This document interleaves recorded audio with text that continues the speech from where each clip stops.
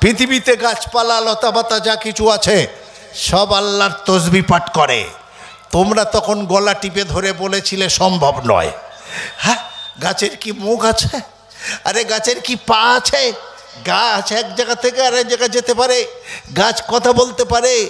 সন্দেহ প্রকাশ করেছিলে বন্ধু, কিন্তু বিজ্ঞানীরা যখন এর উপরে রিসার্চ করতে করতে এগিয়ে গেল, তারা যখন প্রমাণ করে দিল পৃথিবীর কাছে হ্যাঁ গাছের অনুভূতি শক্তি আছে, তখন গোটা বিশ্বের মানুষ নতমস্তিষ্কে নবী সাল্লাল্লাহু আলাইহি সাল্লামের কথাটা মানতে বাধ্য হলো। বলো, গাছের অনুভূতি শক্তি আছে? স্যার জগদীশচন্দ্র বসু তোমাকে আগে দিয়েছে না স্যার জগদীশচন্দ্র বসুর আগে যিনি স্কুল কলেজ ইউনিভার্সিটিতে না পড়ে আরবি ভাষায় পৃথিবীকে প্রথম জানিয়েছেন, তার নাম হলো মুহাম্মাদুর রাসূলুল্লাহ। বলুন সাল্লাল্লাহু আলাইহি ওয়াসাল্লাম। যাকে নিয়ে নানান কথা আজকের এরা শোনাচ্ছে, যে নবী সাল্লাল্লাহু আলাইহি ওয়াসাল্লামের আদর্শ গোটা পৃথিবী আজকের রিসার্চ করে দেখছে যে পৃথিবীতে যত রাজা বাদশাহ এসেছে এ পর্যন্ত হজরত মুহাম্মদ ছিলেন মক্কার বাদশাহ, তার পিরিয়ডে যত শান্তি বিরাজ করেছে আজও পর্যন্ত অন্য কারোর পিরিয়ডে অত শান্তি আসেনি। তাহলে দেখা যাক ও বাবা, বিশ্বনবী মুহাম্মাদুর রাসূলুল্লাহ সাল্লাল্লাহু আলাইহি ওয়াসাল্লাম সোনার জবানে ঘোষণা করেছিলেন। আল্লাহ বললেন, এই নবী সাল্লাল্লাহু আলাইহি সাল্লাম ওদেরকে একবার শুনিয়ে দিন, মা ফাররাতনা ফিল কিতাবি মিন শাই। পৃথিবীতে যা কিছু আছে সেটা যদি অণুর থেকে অণু হয় আর বড়োর থেকে আরও বড়, পরমাণুর থেকে পরমাণু হয়, সবটার আরও আলোচনা এই কোরআনের ভিতরে আছে। বলুন সুবহানাল্লাহ। মা ফাররাতনা ফিল কিতাবি মিন শাই, যা কিছু তোমরা খুঁজবে সব কিছু এই কোরআনের মধ্যে আছে। আকমালতু লাকুম দীনাকুম ওয়া আতমামতু আলাইকুম। কোরআন দাবি করছে আল্লাহ আমাকে পরিপূর্ণতা দিয়ে পাঠিয়েছেন, বা আজকের নবীকে জানানো হলো কোরআনকে সম্পূর্ণ করা হলো। অতএব এই যা কিছু পৃথিবীর সমস্যা আছে সব কিছু সমস্যার সমাধান কোরআনের মধ্যে আছে। তাহলে এইটা এবার খুঁজে বের করতে হবে। মা ফাররাতনা ফিল কিতাবি মিন শাই, সব কিছু এই কোরআনের মধ্যে আছে। আচ্ছা, আমরা দিতে পারিনি, আমরা নিতে পারিনি, তাই ঘরে ঘরে অশান্তি। আজকের আমরা ভাবছি না যা কিছু করব আমরা মেনে নাও তোমরা, তা না হলে মনে করছি আমরা একজন নায়ক হয়ে যাব, পৃথিবীর সব থেকে ভারতবর্ষের গোটা ভারতবর্ষের সম্মান আমরা কয়েকজন ভাগ করে নেব। কোরআন শরীফ বলল, তুইজ্জু মান তাশা তুজিল্লু মান তাশা বিয়াদিকাল খায়র ইন্নাকা আলা কুল্লি শাইইন কদির। আরে তোর সম্মান আমার হাতে, যাকে ইচ্ছা তাকে সম্মান দেব, যাকে ইচ্ছা তার সম্মান ছিনিয়ে নেব। তাহলে একটু জোরে সোরে বলুন তো, সম্মান কার হাতে? আল্লাহর হাতে। যদি বলেন প্রমাণ, আরে কি প্রমাণ নেবেন? একবার হেড অফিসকে নাড়া দিন, আপনি বুঝতে পারবেন।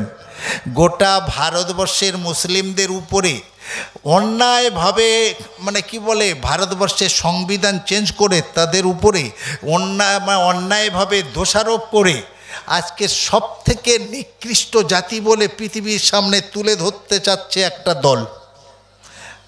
তারা আইন করলো কোনো মুসলিম ছেলে হিন্দুর মেয়েকে বিয়ে করতে পারবে না, যদি করে তাহলে ঠিকানা হবে জেলখানা।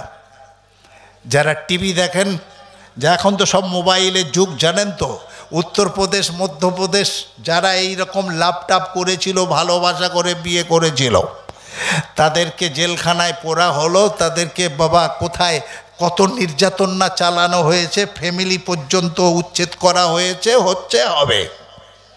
কেন?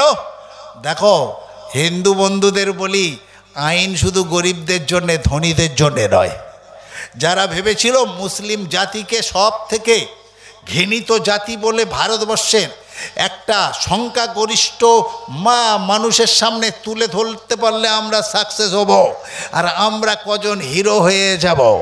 বাস আইনও করা হলো, কয়েকজনের বিপক্ষে প্রয়োগও করা হলো। ঠিক সময়ে খেয়াল করেছেন, নাম ধরেই বলি, মহারাষ্ট্র বলে একটা রাজ্য আছে, আমরা জানি বোম্বাইয়ের তার মধ্যে পড়ে। সেখানে একটা দল গজিয়ে উঠল রাতারাতি, এখন আর নেই মাতামাতি। দলটার নাম শিবসেনা। এই যারা বোম্বাইয়ে থাকো জানো না, শিবসেনার অত্যাচার সেই সময় কত বাড়াবাড়ি হয়ে পর্যায়ে গেছিল। এই শিবসেনার প্রতিষ্ঠাতাকে বাল ঠাকারে মুসলমান ছেলেদের উপরে যখন অন্যায় অবিচার অত্যাচার করা হচ্ছে, সেই সময় আল্লাহর তরফ থেকে কি ফয়সালা হলো জানেন? যে ভাবলো মুসলমানদেরকে নিচু করলে, নিচু জাত বা হেয় প্রতিপন্ন করতে পারলে আমরা ভারতবর্ষের কাছে হিরো হয়ে যাব। আল্লাহ বললে তোরা হিরো হতে পারবি না, তোদের জিরো বানাবো। ওর নিজের পুতিন মানে কি বলে নাতনি, নেহা ঠাকরে, বাল ঠাকরের নিজের পুতিন নেহা ঠাকরে এক মুসলিম ডাক্তারের সঙ্গে ভালোবাসা করে বিয়ে করে বসলো। তার নাম কি? তার নাম ডাক্তার হাবি হান্নান। ডাক্তার হাবি হান্নানের সঙ্গে প্রেম করে রেজিস্ট্রি করে বিয়ে করে ফেললো। দল বলছে এবার কি করবি বল, কি করে চলবে দল? হয় ওকে মেরে ফেল, তা না হলে দুজনকার অন্য দেশে পাঠা। বাল ঠাকরে চুপ, বলছে এত ভালোবাসি আমি, ওকে কি তাড়াতে পারি, মন থেকে কি করে ফেলতে পারি? চুপ হয়ে গেল।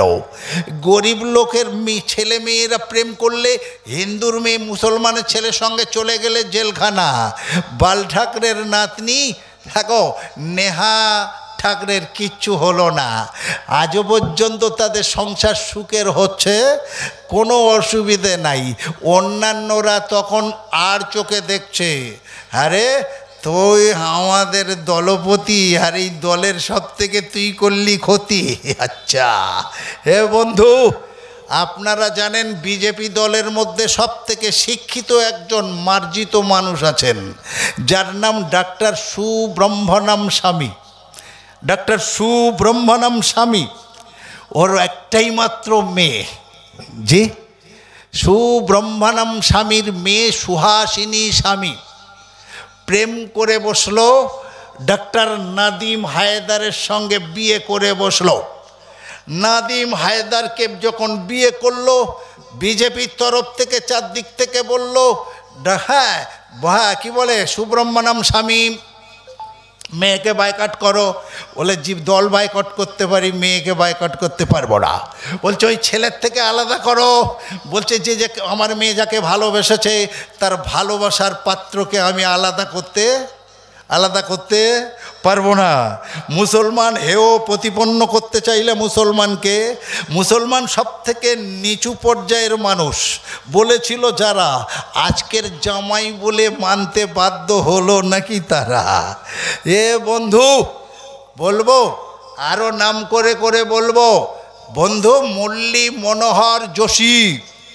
আপনারা জানেন বাবরি মসজিদ ভাঙার অন্যতম যিনি দোষী, আজকের কোথায় তার ঠাঁই? মেয়ের নাম রেণু যোশী। বাস, সে বিয়ে করে ফেললো ডাক্তার আলতাফ হোসেনকে। বাস, বিয়ে করে ফেললো, চারিদিকে হইচই পড়ে গেল। এ কি হলো? দেখতে পাচ্ছেন তাবড় নেতা যত বিজেপি মানে কি বলে আরএসএসের, সকলের ঘরে মুসলিম ছেলেকে আল্লাহ ঢুকিয়ে দিল। ওদের মেয়েদের হৃদয়ে মুসলিম ছেলের ঠাঁই হলো। এবার কি হবে বলো? যাদেরকে নিচু করতে চেয়েছিলে তারা তো জামাই হয়ে গেল। মান সম্মান তোমার কমেছে, আমার বেড়েছে না কমেছে তুমি বলো? আরে বাবা, অশোক সিংহল কঠোর মুসলিম বিরোধী। অশোক সিংহল কঠোর মুসলিম বিরোধী।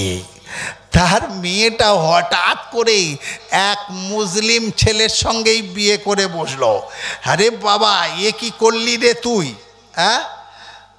এ কি করলি? সর্বনাশ করে ফেললি। তো বড় ভুল হয়ে গেল। অশোক সিংহল কি করবে, তাড়াতাড়ি মেনে নিতে বাধ্য হলো। অশোক সিংহলের মেয়ের নাম হলো সীমা সিংহল। তো মুখতার আব্বাস নাকভি জানেন মন্ত্রিত্ব পেল, কত বড় পদ দিল। ভারতবর্ষের হিন্দু ভাইয়েরা বলছে বিজেপি মুসলিম বিরোধী দল, কি করে বলো, মুখতার আব্বাস নাকভিকে কি করে একটা মন্ত্রীর পদে দিল। ও বন্ধু, ওটা মুসলিম হিসেবে দেয়নি, জামাই হিসেবে দিতে বাধ্য হয়েছিল।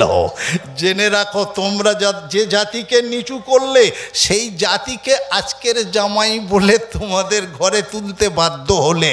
তুইজু মানতাসা তুজিল্লু মানতাসা। কোরআন বলছে আল্লাহ যাকে চায় তাকে ইজ্জত দেয়, আর যাকে চায় না তাকে ইজ্জত দেয় না। বাবরি মসজিদ ভাঙার জন্যে সবথেকে বেশি পরিশ্রম করেছিল কে? তার নাম হলো এলকে আদবানি। বেটা 1 নম্বর পাকিস্তানি, জন্ম ওর পাকিস্তানে, ইন্ডিয়ায় এসে বড় নেতা হয়ে গেল। আজকের কিন্তু সেই এতে রাম মন্দিরের উদ্বোধনে আমন্ত্রণ পায়নি। তো যাক, আমি বিতর্কে যেতে যাচ্ছি না। এলকে আদবানি, ওর মেয়ের নাম প্রতিভা আদবানি। ও প্রতিভা আদবানি, আমি তখন বলতে ভুল করেছি। প্রতিভা আদবানি ওর মেয়ে, হ্যাঁ, ওই আলতাফ হোসেনকে বিয়ে করলো। আর এই মুরলী মনোহর যোশীর মেয়ে রেণু যোশী, ও বিয়ে করলো এই কি বলে শাহনওয়াজ হোসেনকে। শাহনওয়াজ হোসেন জানেন তো, এই জন্যে এদেরকে এই মানে পদে বসানো হয়েছিল। আরও দেখবেন এলকে আদবানি নিজের ছোট ভাইয়ের মেয়ে রোশন আদবানি বিয়ে করে বসলো। মাথায় হাত রেখে আশীর্বাদ দিতে বাধ্য হলো আদবানিজি। সেটা কোথায়? ওই কি বলে কোপারে যে স্টেডিয়ামে বিয়ের অনুষ্ঠানটা হয়েছিল। ছেলেটা সেলিম পাতেরা, ভারতবর্ষের সবথেকে একজন বড় স্বর্ণ ব্যবসায়ী। হ্যাঁ গো, তার সঙ্গে বিয়ে হলো। এরা জামাই হয়ে আজও পর্যন্ত শ্বশুর শাশুড়ির কাছে সমাদর পাচ্ছে। গরিব মুসলিম ছেলে তোমাদের জামাই হয়ে গেলে তখন ঠিকানা হচ্ছে জেলখানা। এরা হলো নিচু জাতি, কিন্তু জামাই যখন হয়ে গেল বলো কার বেশি হলো ক্ষতি। অতএব বেশি বাড়াবাড়ি করো না। লাটাই যার হাতে সে ঠিক সময় ঘুড়ি ঠিক পাল্টাবে, কি করবে সে ঠিক বুঝবে। যারা আজকের ফটফট করছেন তারা ভালো করে বুঝে নিন, যারা জলের জন্য জীবন দিতে পারছেন, যারা হিন্দুর মুসলমানে ভাগাভাগি করছেন, তারা কি একবার ভেবেছেন বিশ্বনবী মুহাম্মদুর রাসূলুল্লাহ সাল্লাল্লাহু আলাইহি ওয়াসাল্লামকে আল্লাহ রহমাতুল্লিল আলামিন করে পাঠিয়েছিলেন বিশ্বের জন্যে করুণা স্বরূপ, বিশ্বের জন্যে, শুধু মুসলমানের জন্যে নয়, আর শুধু মানব জাতির জন্যে নয়, শুধু জিন জাতির জন্যেও নয়। বিশ্বের যত সৃষ্টিকুল আছে সমস্ত সৃষ্টিকুলের জন্যে রহমত স্বরূপ করে নবীকে পাঠানো হয়েছিল। যদি আপনি বলেন তোমাদের নবী আমরা মানছি না, মানব না, আমি বলছি ভুল হচ্ছে। ভালো করে ভেবে দেখো না, আমার নবী সবার নবী, আমার নবী জিনেরও নবী, আমার নবী জীবেরও নবী, শুধু মানুষের নবী নয়। তাহলে মুসলমান, হিন্দু, জৈন, খ্রিস্টানের প্রশ্ন আসতো। যদি বলেন বুখারী শরীফ খুলে দেখেন, বিশ্বনবী সাল্লাল্লাহু আলাইহি ওয়াসাল্লাম মদিনা থেকে যখন মক্কা থেকে মদিনা রওনা দিচ্ছেন, বাধ্য হলেন, মানে বিতাড়িত হতে বাধ্য হলেন, সেই সময় আলী রাদিয়াল্লাহু তাআলা আনহুকে শুইয়ে রাখা হলো, চাদর ঢেকে এখানে শুয়ে থাকো, নবী বেরিয়ে পড়ুন, তা না হলে ওরা আপনাকে ঘিরে ফেলেছে, মেরে ফেলবে। মক্কা ছেড়ে, জন্মস্থান ছেড়ে যাচ্ছেন কোথায়? মদিনায়। হ্যাঁ গো, সঙ্গে কিচ্ছু নাই, এক্ষুনি চলে যাও, নতুবা লাইভ রিস্ক আছে। তাহলে এক্ষুনি যেতে হবে, জামা কাপড় পাল্টান 2-4টে নিতে হবে তো, না তাহলে বাঁচবে না, টাকা পয়সা কিচ্ছু না। তাওয়াক্কালতু আলাল্লাহ, আল্লাহর উপরে ভরসা। রাস্তায় যাব, পানি বলছে ওটাও সময় নাই, পানি 1 বোতল নেবে সেটাও সময় নাই। চাল ডাল খাবো কি ওসব কিছু মাথায় নাই, কিচ্ছু সঙ্গে ছিল না।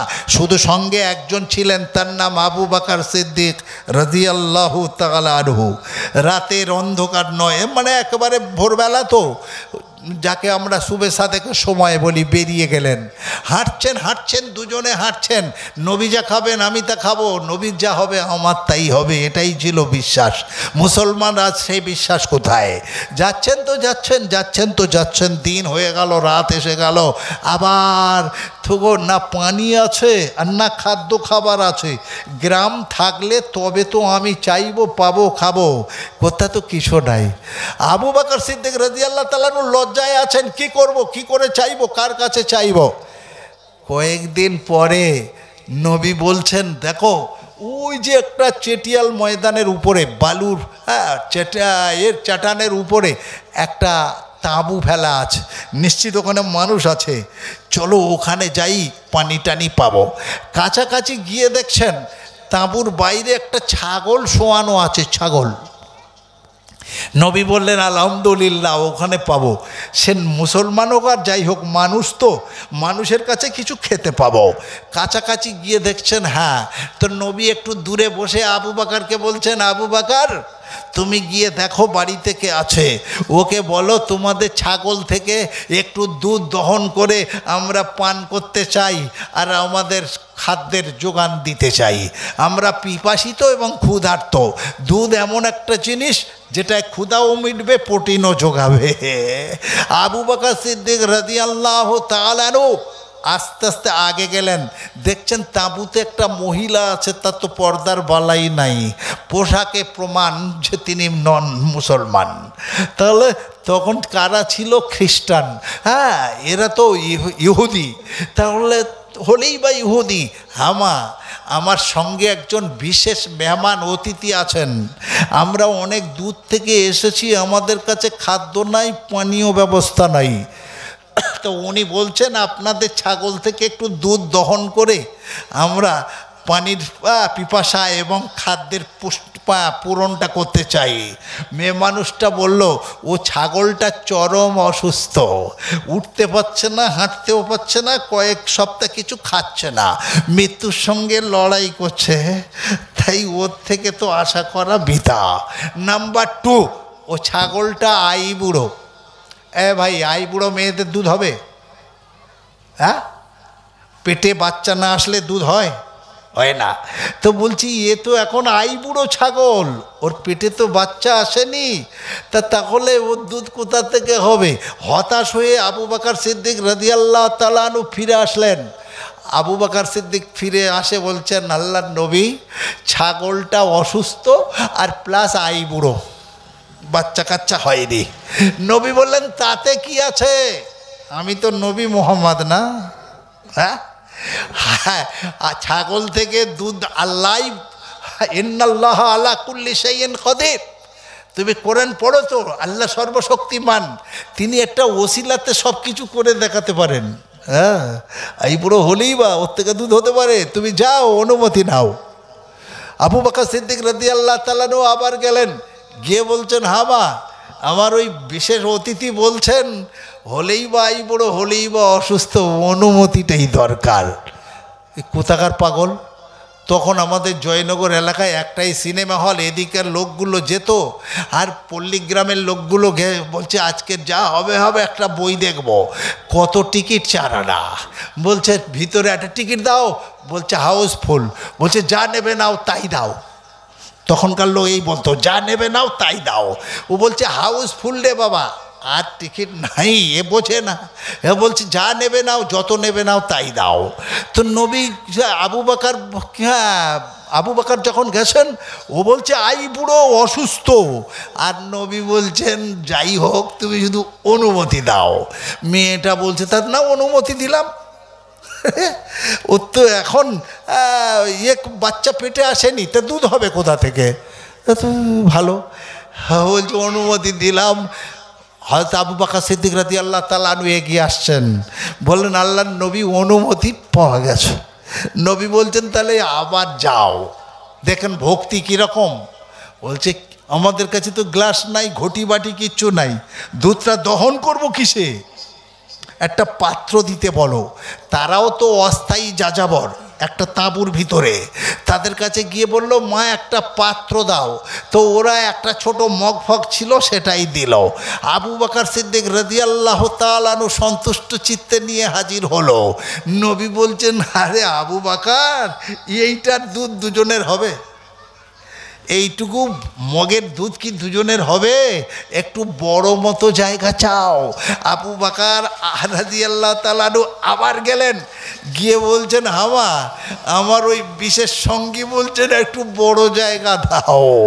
মেয়ে মানুষটা বলে, বলছি আই বুড়ো ছাগল, অসুস্থ ছাগল, দুধ হবার কোনো সম্ভাবনাই নেই।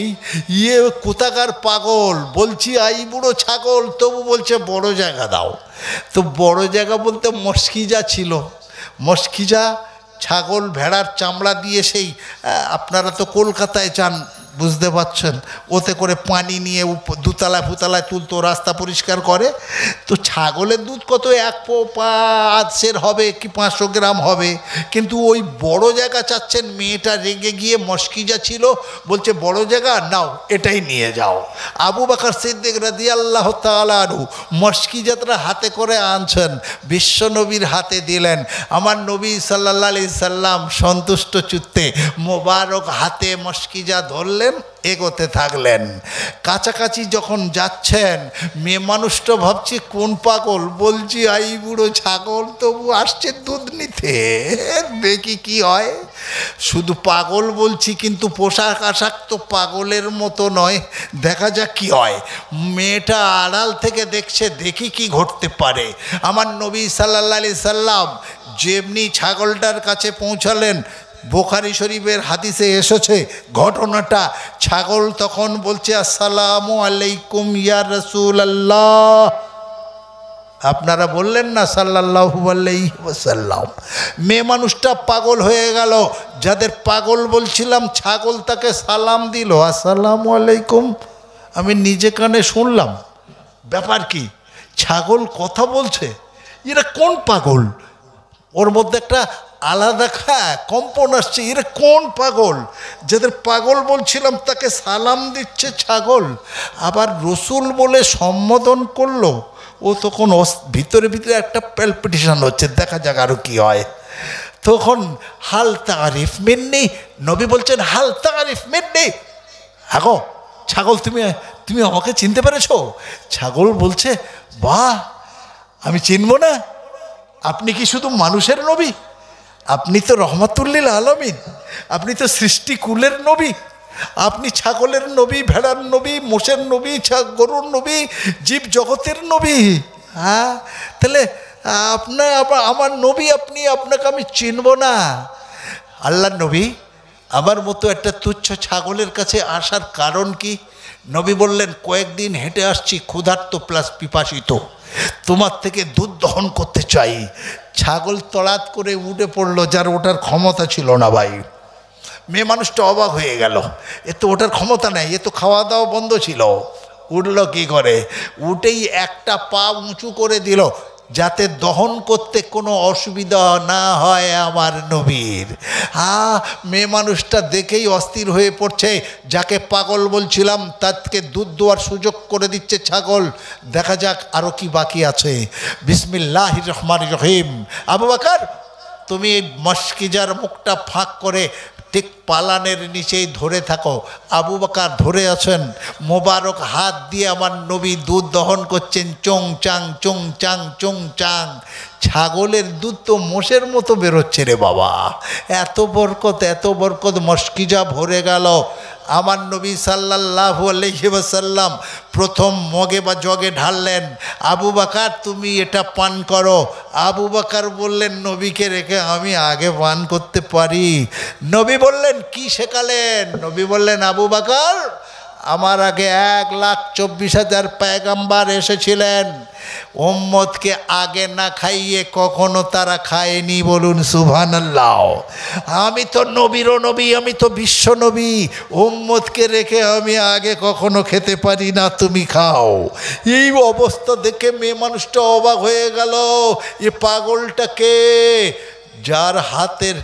যার মোবারক হাতের টাচে বুড়ো ছাগলের দুধ হলো, এত হলো, মস্কিজা ভরে গেল। নিজে কয়েকদিন অনাহারে ক্ষুধার্ত পিপাসিত, নিজে দহন করে না খেয়ে অন্যকে খাওয়ালো, বন্ধুকে আগে খাওয়ালো। এই রকম মহান ব্যক্তি পৃথিবীতে কি আর কেউ আছে বলো? এই ব্যবহার পৃথিবীকে সর্বপ্রথম শিখিয়েছেন কে? হযরত মুহাম্মদুর রাসূলুল্লাহ বলুন সাল্লাল্লাহু আলাইহি ওয়াসাল্লাম। অন্যকে আগে খাওয়াও, তারপরে নিজে খাও। এই প্র্যাকটিক্যাল লাইফটা কার? আমার নবী মুস্তাফার। বলতে চাই ব্রাদার ইসলাম, শুধু আমি মুসলমান বললেই হবে না। বিশ্বনবীকে চিনতে গেলে অনেক কিছু জানতে হয়, অনেক কিছু তার জন্য শুনতে হয়। বাস বিশ্বনবী নিজে হাতে দুধ দিয়ে আবু বকরের পেট ভরিয়ে দিলেন, তারপরে এক দু মগ নিজে খাওয়ার পরে বাকি অংশটা বললেন, আবু বকর তুমি এটা বাড়িওয়ালিকে দিয়ে দাও, যার ছাগল তাকেই দাও, দিয়ে চলো।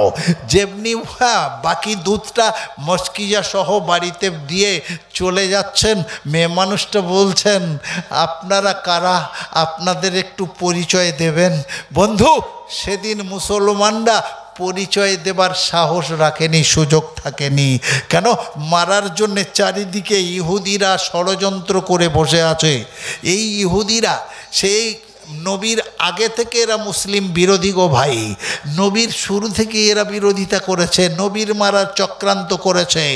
নবীর যারা ভক্ত বা নবীর উপরে যারা ঈমান এনেছে সে মুসলমানদের মারার জন্যে আজ ওই ইসরায়েল নামক একটা দেশকে সেখানে জোর করে তৈরি করে প্যালেস্তাইনের মুসলমানদেরকে আমেরিকার ইহুদিরা, এই জন বাইডেন, এও তো নিজে সেদিনে বলল আমি ইহুদি। হ্যাঁ গো, নেতানিয়াহু ইহুদি। তাদের দেশে থেকে তাদের উপরে কিভাবে অত্যাচার করছে, এটা সেই নবীর পিরিয়ড থেকে হয়ে আসছে।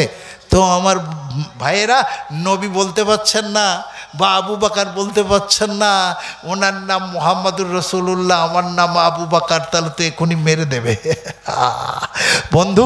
তাই বললেন, গো চিনবে না গো, তোমরা চিনবে না, আমরা অনেক দূরের মানুষ। তাহলে যাবেন কোথায়? আমরা যাব মদিনায়, কিন্তু আসছি কোথা থেকে এটা আর বলা হলো না। তাই ওরা রওনা দিলেন। মেয়ে মানুষটা অস্থির হয়ে পড়ছেন এদের এই ব্যবহার, এদের আচরণ দেখে। ওই মেয়েটার নাম বুখারী শরীফে এসেছে উম্মে মাবাদ। উম্মে মাবাদ, স্বামীর নাম হলো আবু মাবাদ। আবু মাবাদ ঘরে ছিল না, কিছুক্ষণ পরে ঘরে ফিরেছে। তো খাঁ রোদ্দুরে জিভ শুকিয়ে যাচ্ছে, বলছে উম্মে মাবাদ এক গ্লাস পানি দাও। উম্মে মাবাদ তখন এক গ্লাস দুধ নিয়ে স্বামীর সামনে হাজির করে দিল। হাগো বাবা, যেমনি হাজির করে দিল, আবু মাবাদ বলছি, এখানে তো কোনো পাড়া নেই, কোনো গ্রাম তো নাই, মানুষের তো বসবাস নাই, দুধ কোথা থেকে পেলে আমাকে দিলে? উম্মে মাবাদ বলছে, ও প্রাণ প্রিয় স্বামী, একটু পরে বর্ণনা করছি, আমি অবাক হয়ে যাবে তুমি। কি ব্যাপার? বলছে দুটো মানুষ এলো, ওই দুটো মানুষ আমাদের বুড়ো ছাগলের পালান থেকে নিজের হাতে দুধ দহন করে খেলো আর আমাদের জন্যে দিয়ে গেল। দেখতে কেমন ছিল? ওই রকম সুপুরুষ দেখিনি। কাঁচা পাকা চুল ছিল, মুখ ভর্তি দাড়ি ছিল, আর মাথায় পাগড়ি ছিল, বড় জামা পরা ছিল। কোন দিক থেকে এলো বলতে পারবে? জয়নগরের দিক থেকে এলো। যাবে কোথায়? বলছে এই দিকে গেল, ওরা যাবে মদিনায়। উম্মে মাবাদ, শোনো শোনো, আমরা যাতে ইহুদি, কিন্তু একদিন আমাদের আলেমদের কাছ থেকে শুনেছিলাম আখেরি পয়গম্বরের আবির্ভাব ঘটবে, কিন্তু জন্মস্থান থেকে বিতাড়িত হয়ে মদিনায় যেতে বাধ্য হবেন। তার মুখের দিকে যদি কেউ একটু সুনজরে তাকায়, বিগতর জীবনের পাপগুলো আল্লাহ তার মাফ করে দেবেন, বলুন সুবহানাল্লাহ। আর তার কথা মতো যদি কেউ চলতে পারে, তাহলে জান্নাতুল ফেরদাউস পাবেন, বলুন আলহামদুলিল্লাহ। আমি বললাম সেই আলেমদের, তাহলে উনি কোন রাস্তা রাস্তায় যাবেন? বললেন হাট খোলার উপর দিয়ে যাবে। তখন আমি তোমাকে গোপন করেছিলাম, সব কিছু নিয়ে এসে আমি হাট খোলার মাঝখানে এতদিন অবস্থান করছিলাম। ওই নবী এই দিক দিয়ে যাবেন, তার মুখের দিকে তাকিয়ে বিগত জীবনের পাপগুলো মাফ করাবো, আর তার হাতে বায়াত হয়ে মুসলমান হয়ে জান্নাতুল ফেরদাউসে আমি যেন যেতে পারি, সে আল্লাহর কাছে এটাই গড়গড়াবো। উনি হলেন মুহাম্মাদুর রাসূলুল্লাহ। তাঁবু ভাঙো, চলো চলো চলো, আগিয়ে চলো। এরা তাঁবু ভেঙে আগে নিয়ে যাচ্ছেন। মদিনার মানুষেরা জানে না তখন নবী আমার নবী মুহাম্মাদুর রাসূলুল্লাহ সবে মাত্র প্রচার পাচ্ছে।